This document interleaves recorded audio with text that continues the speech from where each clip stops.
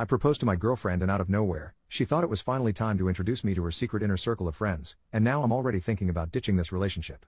I, 32 male, just recently proposed to my girlfriend Sharon, 30 female, of 2 years, like a month and a half ago, and it feels like the second the ring got on her finger, her attitude and behavior took a total 180. The entire time we were dating, we seemed exceptionally compatible, and at least it seemed we shared common beliefs and morals.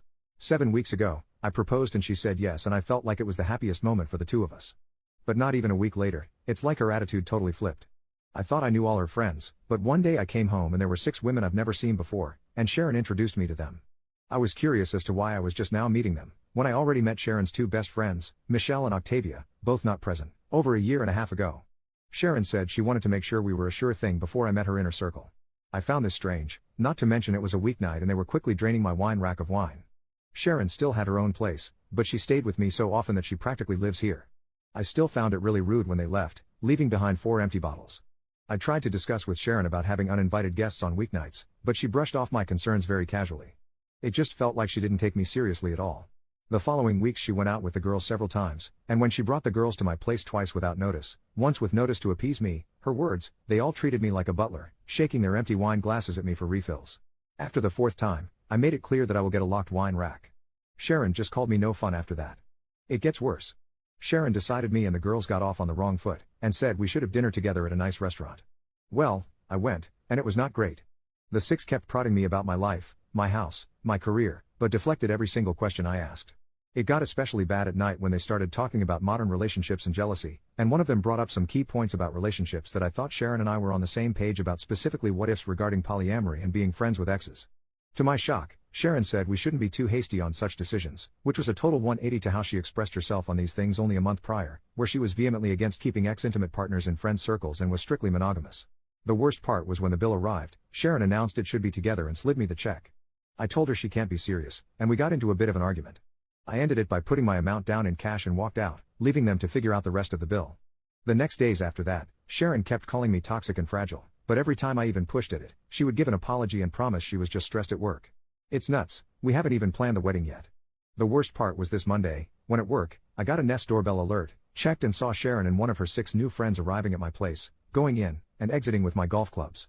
This set was a gift from my father, and it cost a pretty penny too, so Sharon lending it out without my permission got me pissed.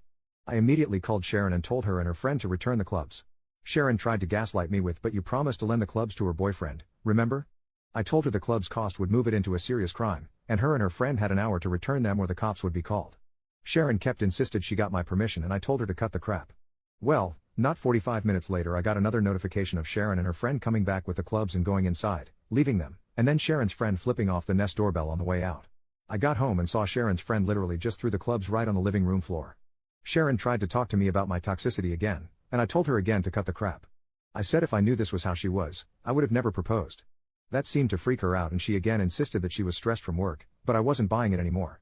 I told her to return the ring and her key, and we would talk about our relationship this weekend. She cried and begged me not to cancel the engagement, and insisted that it was just stress. I told her again we will talk about it this weekend. She finally relented. I had my house rekeyed anyways after she left, just to be safe. Sharon has been texting me constant messages of love and apologies for getting swept up, and insisted she was only wanting to show me off to her close friends. I don't know, I'm just not buying it. The same close friends have been sending me texts daily, calling me toxic and fragile again, saying they knew I wasn't man enough for Sharon or secure enough to share her with friends. A few of my friends that knew Sharon the entire 2 years we were dating were surprised and can't believe she turned hide this quick, and that there must be something missing, or that I am leaving something out. They say I must have said something to trigger her friends to act like this, and I had to have been the jerk somewhere along the process. I dunno, it's a lot to take from all directions right now. I feel like everyone is playing a prank on me or something. Literally, how does this happen? Update 2 days later, Sharon's been gone now for an hour. The breakup is official, I have the ring back.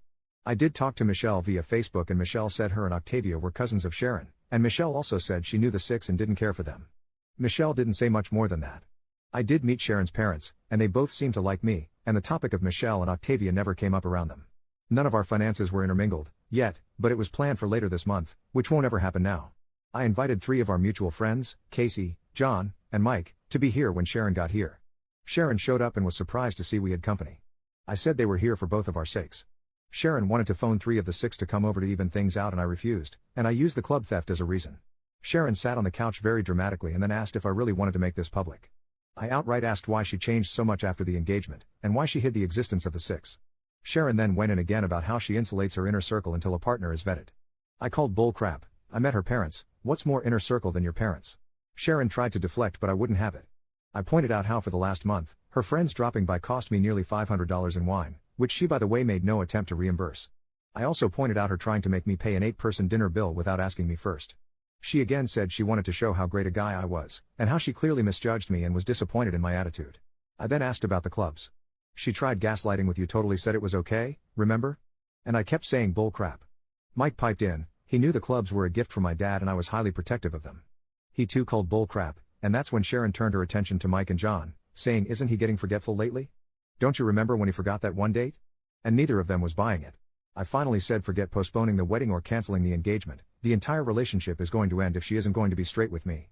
Sharon made a very long exaggerated sigh. She took the ring off and dropped it on the coffee table. She got up to leave and said you're never going to find someone as good as me and to send her stuff to her apartment. She left, and Casey, John and Mike were totally stunned. All I could say was believe me now? Then we just ordered some pizza. I am still shocked and confused by her attitude. I'm sure the heartbreak will come next, but right now, I'm just kind of numb. I still feel like this isn't real lol.